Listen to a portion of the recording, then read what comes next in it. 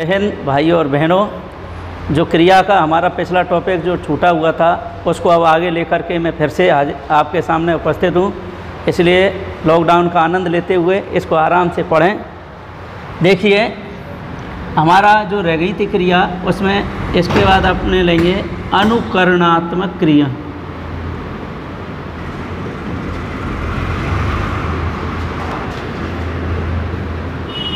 देखिए, नाम से ही इस क्रिया का क्लियर हो जाता है अनुकरण। अनुकरण का मतलब होता है दोहराना। जैसे आपने बाल विकास में भी पढ़ा होगा अनुकरण करना, ऐसे ही कोई भी क्रिया है। जैसे ये क्रिया है झन। अब ये झन जो ध्वनि है इसका अनुकरण करती है ये, तो झंझना हट, झंझनाहट, इस तरीके से झंझना। तो ये कहने का मतलब अनुकरण हो गया। तो पहली क्रिया का ही अर्थात पहली ध्वनि का जिसमें अनुकरण होता है उसे क्या कहते हैं हम? अनुकरणात्मक क्रिया कहते हैं। इसकी परिभाषा जो निकल के आती है वो इस तरीके से रहती है,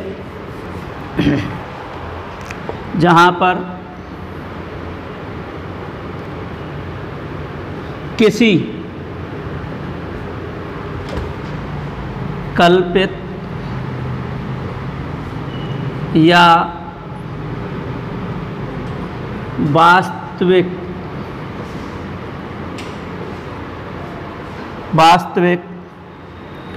ध्वनि को दोहराने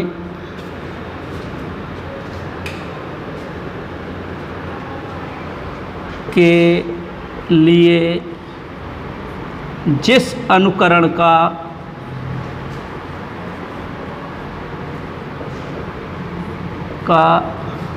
प्रयोग करते हैं वहाँ अनुकरणात्मक क्रिया होती है।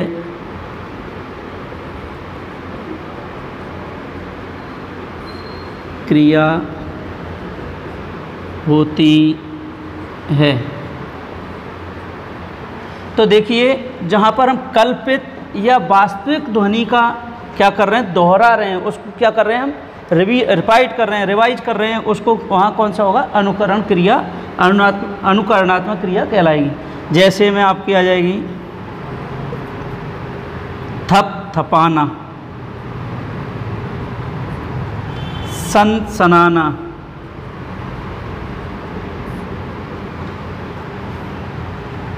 बड़बड़ाना, बड़बड़ाना, खटखटाना।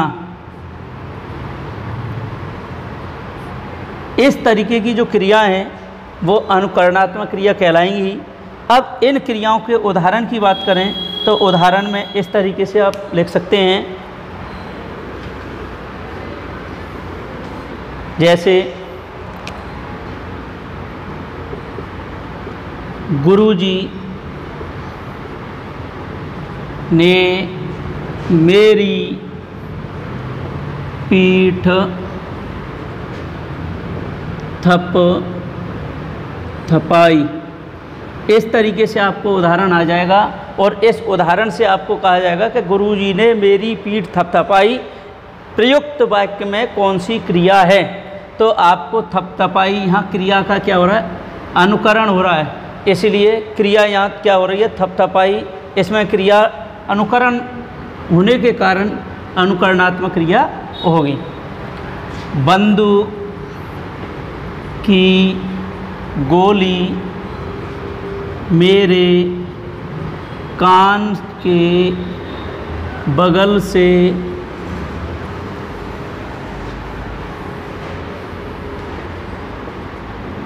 सनसनाते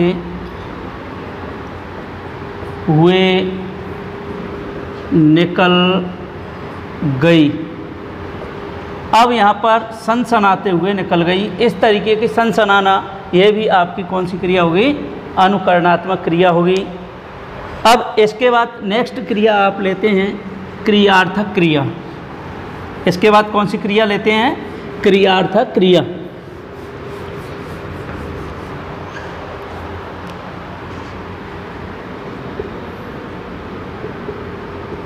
देखिए क्रियार्थक क्रिया क्या होती है? ऐसी क्रियाएं होती हैं ये जो संज्ञा या कर्ता के रूप में प्रयुक्त होती हैं, उन्हें हम क्या कहते हैं? क्रियार्थक क्रिया। वे क्रियाएं जो एक कर्ता के रूप में प्रयुक्त हो रही हैं, कर्ता के रूप में जिनका प्रयोग हो रहा है, वह क्रियाएं आपकी क्या कहलाएंगी? क्रियार्थक क्रियाएं कहलाती हैं। तो इसकी परिभाषा देखिए, जब किसी क्रिया का प्रयोग संज्ञा या कर्ता के रूप में होता है तो उसे क्रियार्थक क्रिया कहते हैं। क्रिया कहते हैं। अब देखो क्रिया है, लेकिन क्रिया ही किसके रूप में प्रयुक्त हो रही है? यहाँ कर्ता के रूप में। वाक्य में अगर कर्ता के रूप में कोई क्रिया का प्रयोग होता है तो वो क्रियार्थक क्रिया कहलाएगी आपकी। कौन सी क्रिया कहलाएगी? क्रियार्थक क्रिया कहलाएगी। जैसे घूमना, स्वास्थ्य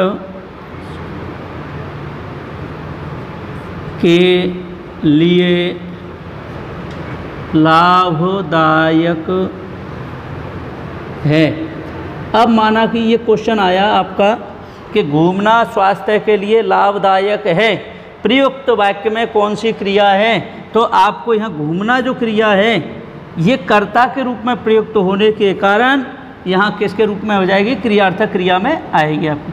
तो घूमना एक स्वास्थ्य के लिए लाभदायक है, इसमें जो क्रिया प्रयुक्त हुई है वो एक कर्ता के रूप में प्रयुक्त हुई है, इसलिए यहाँ कौन सी क्रिया होगी? क्रियार्थक क्रिया। इसी तरीके से और देखिए, जीतना युद्ध के लिए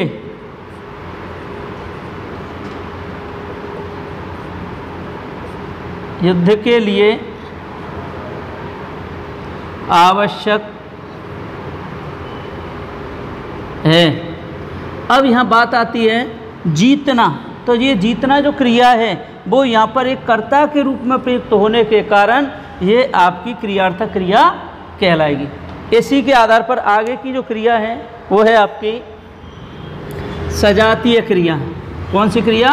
सजातीय। अब देखिए सजातीय क्रिया क्या होती हैं उसके बारे में देखिए।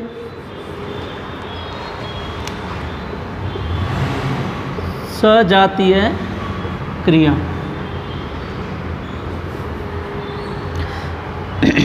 जहाँ पर वाक्यों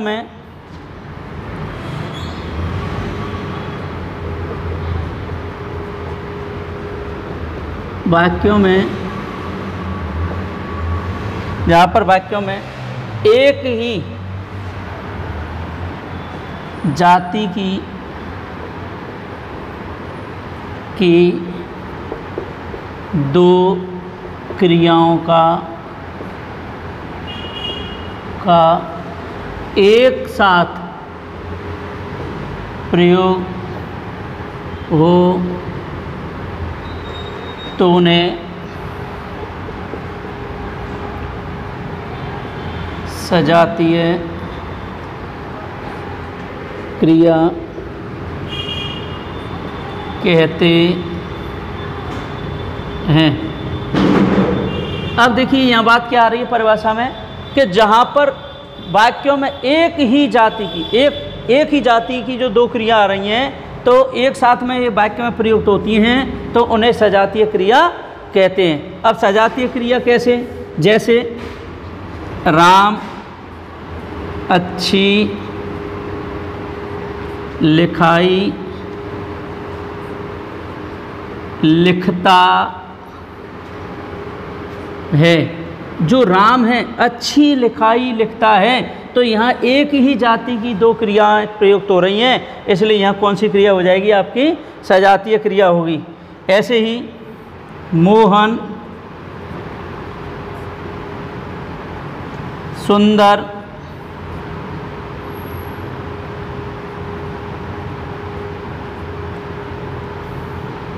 सुंदर लेख लिखता है। अब यहाँ मोहन सुंदर लेख लिखता है, तो ये भी एक आपकी कैसी क्रिया हो जाएगी, आपकी सजातीय क्रिया हो जाएगी। ऐसे ही वह अच्छा खेल खेलता है। तो ऐसे जो वाक्य हैं, खेल खेलता है, लेख लिखता है, लिखाई लिखता है, तो ये सब किस में आ जाएंगी, आपकी सजातीय क्रिया के अंतर्गत आती हैं। क्योंकि परिभाषा क्या कहती है, जहाँ पर वाक्यों में, तो ये वाक्य हैं आपके, इन वाक्यों में एक ही जाति की दो क्रियाओं का प्रयोग हो रहा है, तो ये एक ही जाति की दो क्रियाएं हैं, तो वहाँ पर कौन सी क्रिया होगी, आपकी सजातीय क्रिया होगी। अब बात आती है नेक्स्ट क्रिया की, तो वो है आपकी विधि क्रिया। कौन सी क्रिया, विधि क्रिया।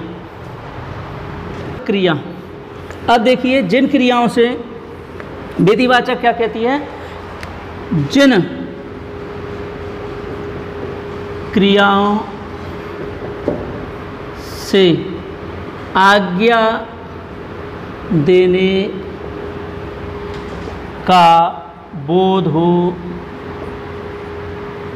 आज्ञा देने का बोध हो, तो उन्हें विधि क्रिया कहते हैं। अब बात आती है विधि क्रिया, ये कहती है कि आज्ञा देने का, जिन वाक्यों में हमारे क्रिया आज्ञा देने का बोध करा रही है, वो किस में आ जाएगी, आपकी विधि क्रिया के अंतर्गत आ जाएगी। जैसे तुम घर जाओ, तुम घर जाओ, राम पत्र लिखो। इस तरीके के जो क्वेश्चन होते हैं, लिखो, जाओ, ये आज्ञावाचक जो सेंटेंस होते हैं, जैसे अपन विधि जो अर्थ के आधार पर वाक्य पढ़ते हैं, जो आज्ञावाचक उसी के आधार पर होते हैं। जैसे इसकी पहचान भी अपन बता सकते हैं, जैसे ओ, वे, ए, ये सेंटेंस जो आते हैं वो आज्ञावाची वाले जो सेंटेंस हैं, वाक्य हैं, उन्हीं को हम विधिवाचक के अंतर्गत रखते हैं। इसके बाद में तो इस तरीके से ये आपकी जो क्रिया है वो आपकी लगभग कंप्लीट हो चुकी हैं।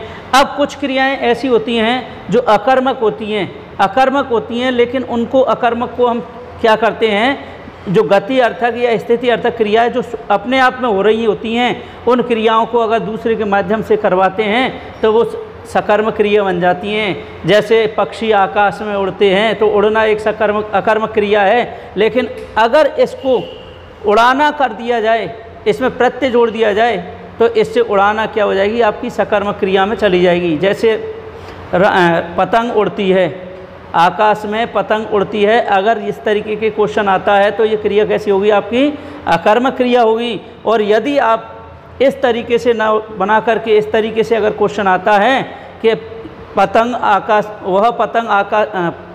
आकाश में उड़ाता है, तो उड़ाना अगर आ गया तो ये क्रिया क्या हो जाएगी, सकर्मक हो जाएगी। तो इस तरीके से अगर जो क्रिया स्वाभाविक हो रही है, अपने आप में हो रही है, तो वो किस में आ जाएगी, ज़्यादातर अकर्मक क्रिया में। और अगर किसी के माध्यम से हो रही है तो वो आपकी सकर्मक क्रिया होती है।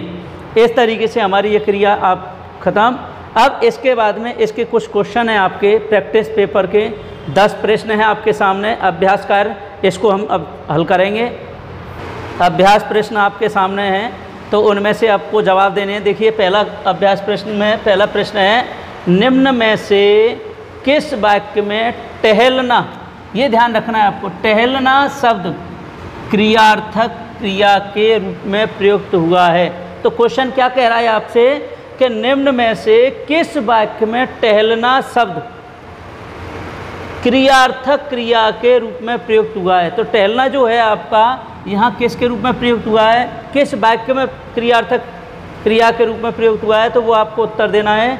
तो पहला ऑप्शन चलते हैं, देखिए, वह टहल रहा है, नहीं, इसमें टहल रहा है ये क्रिया के रूप में हो गया, इसमें नहीं है। मैं रोज़ 2 घंटे टहलता हूँ, इसमें भी प्रयुक्त नहीं हुआ है। टहलना, अब देखिए क्रियार्थक क्रिया की परिभाषा आपको याद है। क्रियार्थक क्रिया की परिभाषा क्या कहती है कि वे क्रिया शब्द जो कर्ता के रूप में प्रयुक्त हो रही है। तो ये टहलना जो क्रिया है आपकी किसके रूप में प्रयुक्त हो रही है? क्रिया के रूप में। तो वो क्रियार्थक क्रिया कर्ता के रूप में प्रयुक्त होने के कारण ये क्रियार्थक क्रिया आपकी होगी। तो ये आपका उत्तर सही है। वह 4 घंटे से इधर टहल रहा है, तो यहाँ आपकी ये क्रिया के रूप में, जबकि क्रियार्थक क्रिया क्या कहती है? कर्ता के रूप में जो प्रयुक्त हो रही है वो आपकी क्रियार्थक क्रिया होती है। अब देखिए दूसरा क्वेश्चन, वह आसमान में उड़ता है, रेखांकित शब्द, अर्थात ये रेखांकित जो शब्द दिया है उड़ता है, इसमें कौन सी क्रिया है? अकर्मक क्रिया, सकर्मक क्रिया, प्रेरणार्थक क्रिया, पूर्वकालिक। अब उड़ना गति हो रही है और गति होने के कारण ये आपकी गत्यार्थक क्रिया होकर के अकर्मक का ही भेद होती है, इसलिए इसमें आपका उत्तर कौन सा होगा? अकर्मक क्रिया होती है।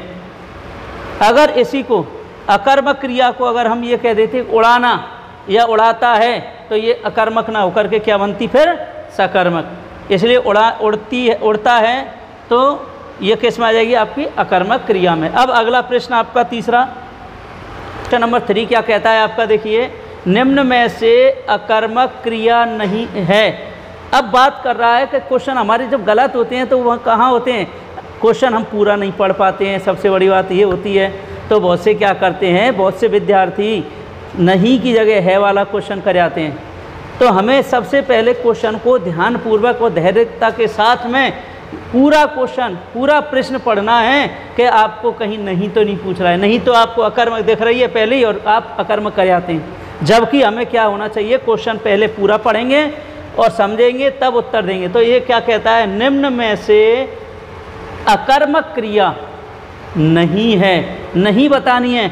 अब नहीं बतानी है तो देखो, दौड़ना एक अकर्मक क्रिया है। दौड़ना कैसी क्रिया है? अकर्मक। नहाता ये भी अकर्मक है, तैरता ये भी अकर्मक है, और चलाता ये आपकी सकर्मक क्रिया हुई। अगर ये क्वेश्चन इस तरीके से चलता होता तो ये अकर्मक होती, लेकिन ये क्या है? चलाता है, इसलिए ये आपकी कैसी होगी? सकर्मक क्रिया होगी। इसलिए क्वेश्चन में अब क्या हो गया? निम्न में से अकर्मक क्रिया कौन सी नहीं है? तो चलाता, क्योंकि ये कैसी है? ये आपकी सकर्मक क्रिया है। कैसी क्रिया है? सकर्मक। जबकि ये तीनों आपकी अकर्मक क्रिया हैं। ठीक, आई समझ में बात? अब बात आती है नेक्स्ट प्रश्न की। ईश्वर की कृपा से बहरा सुनता है और गूंगा बोलता है। अब बात आती है सुनता है और बोलता है। रेखांकित पदों में कौन सी क्रिया है? रेखांकित पदों में क्रिया है अकर्मक क्रिया, सकर्मक क्रिया, प्रेरणार्थक क्रिया, पूर्वकालिक क्रिया। अब ये आपको ध्यान रखना है। अब बात आती है कि इसको हम कैसे पहचानेंगे। बहुत से तो ये सोचते हैं कि सर ये कैसी होनी चाहिए? सकर्मक। लेकिन आपको बता दें, जहाँ आपको ये क्रिया सुनता है ये आपकी क्रिया है, बोलता है ये क्रिया है। जब आपको बताया कि मैंने कि सकर्मक या अकर्मक पहचानने के लिए आपको क्या से या किसको से प्रश्न करके देखना है, तो क्या या किसको प्रश्न करेंगे?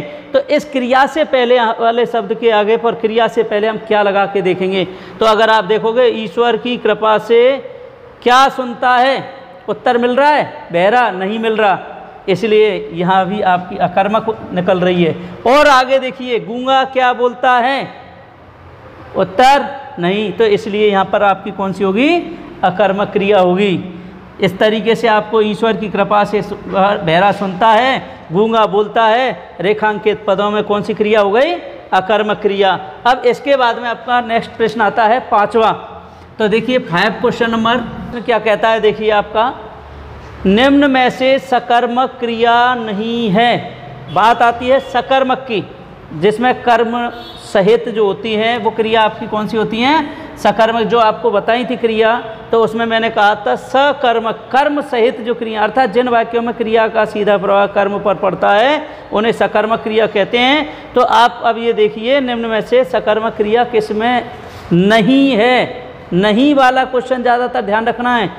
तो देखिए, निकालना ये आपकी एक सकर्मक क्रिया है, उखाड़ना ये भी सकर्मक क्रिया है, अगर क्वेश्चन आता उखड़ना तो आपकी अकर्मक हो जाती, निकलना भी अकर्मक हो जाती, लेकिन निकालना, उखाड़ना, बिगाड़ना ये तीनों सकर्मक हैं, और संभलना ये आपकी अकर्मक है। ये आंसर हो जाएगा। ये कैसी क्रिया हो गई आपकी? अकर्मक। अब बात आती है क्वेश्चन नंबर 6, कार्य का होना। देखिए परिभाषा क्या करी, कार्य का होना बताने वाले शब्द को कहते हैं। जब आपको क्रिया टॉपिक पढ़ाया था तब बताया गया था कि जिन शब्दों से किसी कार्य का होना या करना पाया जाता है उसे हम क्या कहते हैं? क्रिया कहते हैं। तो अब सीधी सीधी सी परिभाषा आ गई, कार्य का होना बताने वाले शब्द को क्या कहेंगे? क्रिया कहेंगे। क्योंकि संज्ञा जो होता है, संज्ञा तो आपका क्या होता है? किसी व्यक्ति, वस्तु, स्थान आदि के नाम को कहते हैं। सर्वनाम संज्ञा के स्थान पर प्रयुक्त होने वाले शब्दों को, और जो क्रिया की विशेषता बताते हैं उन्हें क्रिया विशेषण कहते हैं। इसलिए तीनों की परिभाषा ना होकर के परिभाषा किसकी हो गई? क्रिया की परिभाषा है ये। अब इसके बाद नेक्स्ट प्रश्न आपका क्या कहता है? ये देखिए 7 नंबर का जो क्वेश्चन और 8 नंबर का जो 8वें नंबर का जो क्वेश्चन है आपके दोनों परीक्षा में आ चुके हैं। ये पिछली परीक्षाओं में दोनों क्वेश्चन पूछे गए हैं, इसलिए हमारे लिए बहुत ही कीमती क्वेश्चन है, इसलिए इनको बहुत ही ध्यानपूर्वक से सुनें। देखिए सहायक क्रिया प्रभावित होती है। तो सबसे पहला ये क्वेश्चन मोस्ट आया है और ये परीक्षा में 2nd ग्रेड में पूछा गया है। देखिए सहायक क्रिया को प्रभावित करती है, अर्थात किससे प्रभावित होती है? तो वचन पुरुष नहीं, इससे नहीं होगी। लिंग पुरुष, इससे भी नहीं होगी। लिंग और वचन, देखिए लिंग स्त्रीलिंग है या पुल्लिंग है, वचन एक वचन का है या बहुवचन का है। इस तरीके से इनसे, जैसे क्रिया अगर एक वचन की है तो जैसे राम पढ़ता है एक वचन में है, बहुत राम पढ़ते हैं तो बहुवचन है, तो लिंग के आधार पर, वचन के आधार पर हो गया। सीता जाती है, राम जाता है, तो लिंग के आधार पर। तो कहने का मतलब सहायक क्रिया किसके आधार पर परिवर्तित हो जाती है? लिंग और वचन के आधार पर परिवर्तित होती है। इसलिए आंसर कौन सा सही होगा? उत्तर लिंग और वचन से। इसके बाद आता है नाम धातु क्रिया नहीं बनती है। तो किससे नहीं बनती है नाम धातु? मैंने परिभाषा जब आपको बताई थी तो उसमें कहा था कि वे क्रियाएं जो संज्ञा, सर्वनाम, विशेषण आदि शब्दों के पीछे प्रत्यय जोड़कर बनाई जाती हैं तो वे नाम धातु क्रिया कहलाती हैं। परिभाषा में से ये पॉइंट आया है। तो संज्ञा से, सर्वनाम से, विशेषण से, इन तीनों से नाम धातु क्रिया बनती है, लेकिन किससे नहीं बनती है? क्रिया से।